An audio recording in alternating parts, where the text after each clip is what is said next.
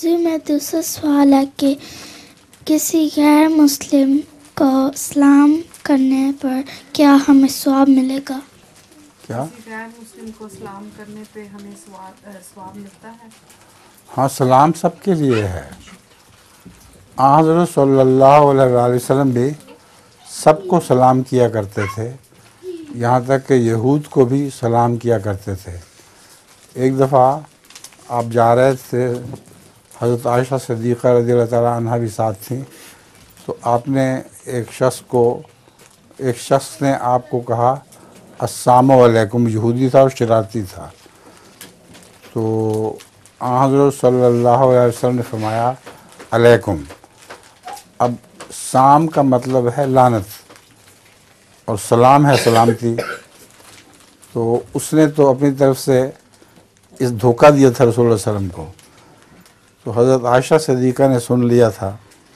आपने रसूल सल्लम से पूछा कि आपको पता नहीं चला कि वो क्या कह गया था? आपने कहा नहीं, मुझे तो पता, मुझे को नहीं पता चला। फिर आपने उसको क्या जवाब क्यों दिया ऐसा? आपने फरमाया मैंने उसको वालेकुम नहीं कहा था, मैंने खाली अलैकुम कहा था कि मुझ पर ना हो लानत, तुम पर हो लानत। तो सलाम करने का रिवाज है जो हज़रत सल्लल्लाहु अलैहि वसल्लम की सुन्नत से साबित है, और मुसलमान का फ़र्ज़ है कि वो सबको सलाम करे, क्योंकि सलाम का मतलब है तुम्हें सलामती हो हमारी तरफ से, हमारी तरफ से तुम्हें कोई बदअमनी नहीं पहुँचेगी।